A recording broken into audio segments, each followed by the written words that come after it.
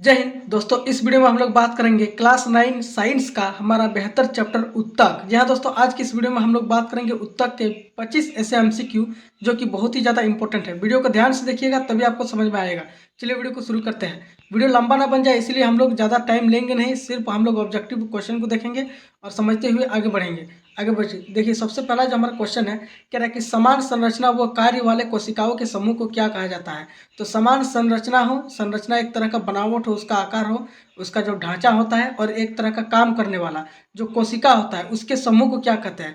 देखिए कोशिका क्या होती है, जीव शरीर की रचनात्मक और क्रियात्मक इकाई को क्या कहते हैं, कोशिका कहते हैं। ये एक तरह का जीव शरीर की जो रचनात्मक, जो शरीर की रचना होती है और जिसमें कार्य होता है, जैसे सांस लेना से लेकर खाना पचना तक के लेकर हमारे शरीर की ग्रोथ, इसमें जितने भी सारे चीज़ों का काम होता है अंदर में, सारी चीज़ें कोशिका करती है। लेकिन कोशिका के जो ग्रुप में होता है उस ग्रुप को हम लोग क्या कहते हैं, आप सबको पता होगा। इस ग्रुप को हम लोग कहते हैं उत्तक। तो इसका राइट आंसर बी हो जाएगा।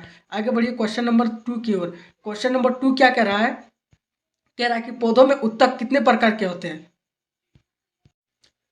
तो आपके पास ऑप्शन है दोस्तों, option A 1, B 2, C 3, D 4। तो इसका राइट आंसर क्या होगा, ऑप्शन नंबर बी यानी 2 होता है। आगे बढ़िए क्वेश्चन नंबर यहाँ पर 3।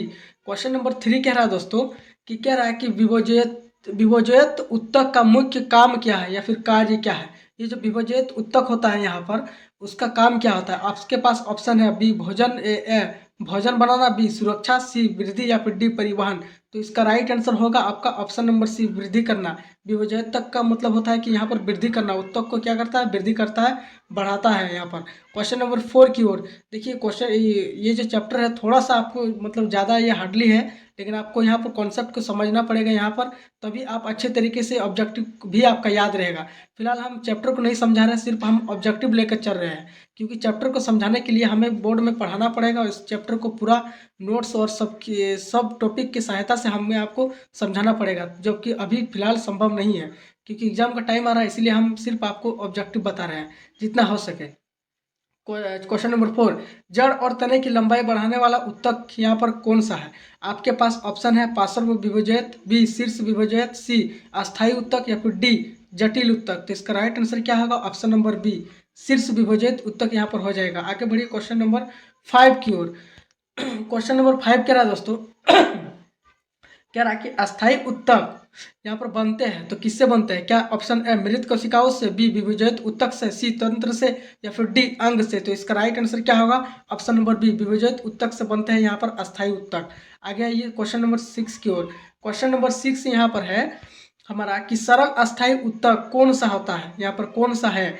आपके पास ऑप्शन है जाइलम, बी फ्लोएम, सी पेरेन्काइमा या फिर डी रक्त। तो इसका राइट आंसर क्या होगा, यहाँ पर क्वेश्चन नंबर 6 का राइट आंसर होगा option number C parenchyma. Parenchyma यहाँ पर होता है सरल अस्थायी उत्तक यहाँ पर। आगे बढ़िए क्वेश्चन नंबर 7 की ओर। क्वेश्चन नंबर 7 है कि पेरेन्काइमा का मुख्य काम क्या है। ऑप्शन है सहारा, बी भोजन ग्रहण संग्रहण या फिर सी परिवहन या फिर डी सुरक्षा। तो इसका राइट आंसर होगा ऑप्शन नंबर बी भोजन संग्रह करना, पेरेन्काइमा। आगे बढ़िए क्वेश्चन नंबर 8 की ओर। क्वेश्चन नंबर 8 कह रहा है यहाँ पर कि क्लोरेन्काइमा, क्लोरेन्काइमा पाया जाता है, यह किसमें पाया जाता है। ऑप्शन है जोड़ों में, बी तने में या फिर सी पत्तियों में या फिर डी फूलों में। तो इसका राइट आंसर क्या होगा, ऑप्शन नंबर सी मारिए, पत्तियों में। क्वेश्चन नंबर 8 का ऑप्शन नंबर यहाँ पर सी हो जाएगा, पत्तियों में पाया जाता है यहाँ पर। आइए बढ़ते हैं आगे क्वेश्चन नंबर 9 की ओर। क्वेश्चन नंबर 9 कह रहा है कि सहारा देने वाला उत्तक कौन सा है। ऑप्शन है पेरेन्काइमा, बी कोलेन्काइमा, सी स्क्लेरेन्काइमा या फिर डी एपिथेलियम। तो इसका राइट आंसर क्या होगा, 9 नंबर का सी स्क्लेरेन्काइमा यहाँ पर सहारा देने वाला उत्तक होता है यहाँ पर। आगे बढ़िए क्वेश्चन नंबर 10।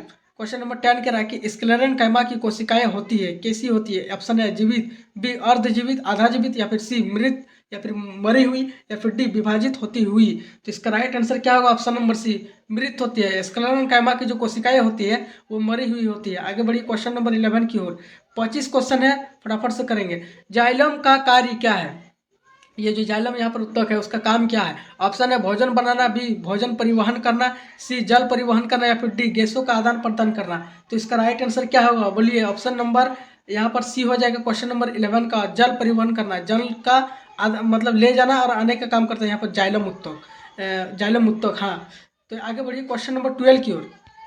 क्वेश्चन नंबर 12 कह रहा है कि फ्लोएम क्या परिवहन करता है। जाइलम तो हमने देख लिया जल परिवहन, अब फ्लोएम क्या करता है, क्या जल या फिर खनिज या फिर सी भोजन या फिर डी ऑक्सीजन। तो इसका राइट आंसर क्या होगा, भोजन। जाइलम करता है जल का परिवहन, जल से आपका जाइलम, और फ्लोएम से आपका भोजन। फ्लोएम से आपका हो गया आपका दोस्तों भोजन। याद रखिएगा, जाइलम उत्तक क्या करता है, जल का परिवहन, फ्लोएम उत्तक भोजन का परिवहन करता है। सबका अलग अलग काम होता है यहाँ पर, तब जाके कोई पौधा यहाँ पर ग्रो होता है, बढ़ता है। जाइलम व फ्लोएम किस प्रकार के उत्तक है। क्वेश्चन नंबर 13 देखिए, जाइलम व फ्लोएम किस प्रकार का उत्तक है। जाइलम भी आपने देख लिया जल का परिवहन करने वाला, फ्लोएम भी देख लिया भोजन का परिवहन करना, लेकिन ये किस प्रकार के उत्तक है। ऑप्शन है सरल, बी अस्थाई, सी जटिल, जी या फिर डी विभेजक उत्तक।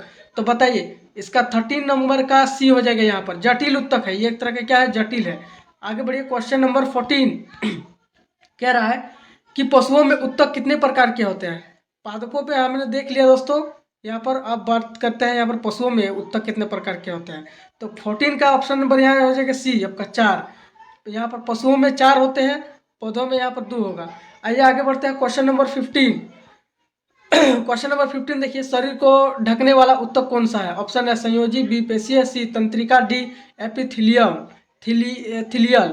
तो इसका राइट आंसर क्या होगा। क्वेश्चन नंबर 15 का देखिए ऑप्शन नंबर डी हो जाएगा, एपिथिलियल। एपिथिलियल हो जाएगा शरीर को ढकने वाला उत्तक, शरीर को ढक कर रखता है यहाँ पर। आगे बढ़िए, यहाँ पर क्वेश्चन नंबर 16 क्या कह रहा है कि रक्त किस प्रकार का उत्तक है। ये जो रक्त है, ब्लड जो होता है दोस्तों हम लोग का, ब्लड जो है वो किस टाइप का यहाँ पर उत्तक है। तो आइए, ऑप्शन है पेशीय, बी संयोजी, सी तंत्रिका, एफ डी एपिथिलियल। तो इसका राइट आंसर क्या होगा क्वेश्चन नंबर 16 का, ऑप्शन नंबर बी मारिए, संयोजी है, एक तरह का जोड़ के रखता है यहाँ पर संयोजी। आइए आगे बढ़ते हैं क्वेश्चन नंबर 17 की ओर। क्वेश्चन नंबर 17 कह रहा है कि हड्डी किस उत्तक का उदाहरण है। ये जो हड्डी है किस उत्तक का उदाहरण है। ऑप्शन ए पेशीय, बी तंत्रिका, सी संयोजी, डी उपकला। तो इसका राइट आंसर क्या होगा, ऑप्शन नंबर सी मारिए, संयोजी। आगे बढ़िए, क्वेश्चन नंबर 18 की ओर। क्वेश्चन नंबर 18 देखिए, कह रहा है कि पेशीय उत्तक का कार्य क्या है। ये जो पेशीय उत्तक होता है इसका काम क्या है। ऑप्शन है संदेश भेजना, या फिर गति कराना, सुरक्षा, या फिर परिवहन, डी। तो इसका राइट आंसर क्या होगा क्वेश्चन नंबर 18 का, बी हो जाएगा, गति करना। गति करना पेशीय उत्तक का काम है यहाँ पर, पेशीय उत्तक ही यहाँ पर गति करता है। आगे बढ़िए, क्वेश्चन नंबर 19, अनैच्छिक पेशियां पाई जाती है किसमें। ऑप्शन है हाथ में, बी पैर में, या फिर सी हृदय में, या दिल में, या फिर डी जीभ में, हमारे जीभ में। तो इसका आंसर क्या होगा क्वेश्चन नंबर 19 का, सी हो जाएगा। यहाँ पर हृदय में पाया जाता है अनैच्छिक पेशियां, अनैच्छिक पेशियां पाई जाती है यहाँ पर। क्वेश्चन नंबर 20 हम लोग पहुंच चुके हैं। तंत्रिका उत्तक का काम क्या है। ऑप्शन है सहारा, बी गति, सी संदेश वहन करना, या फिर डी भोजन बनाना। तो इसका राइट आंसर क्या होगा, ऑप्शन नंबर सी मारिए, संदेश वहन करना यहाँ पर। आगे बढ़िए, क्वेश्चन नंबर 21 क्या रहा 21 कि हृदय की पेशियां कैसी होती है। ये जो हमारी जो दिल होता है, हार्ट होता है, तो इसकी पेशियां कैसी होती है। ऑप्शन आपके पास है ए ऐच्छिक, बी अनैच्छिक, सी दोनों, या फिर डी कोई नहीं। तो इसका राइट आंसर क्या होगा, ऑप्शन नंबर बी अनैच्छिक। जैसा कि हमने आपको पहले ही बता दिया है, क्वेश्चन घुमा फिरा के इसी तरह का पूछता है आपका।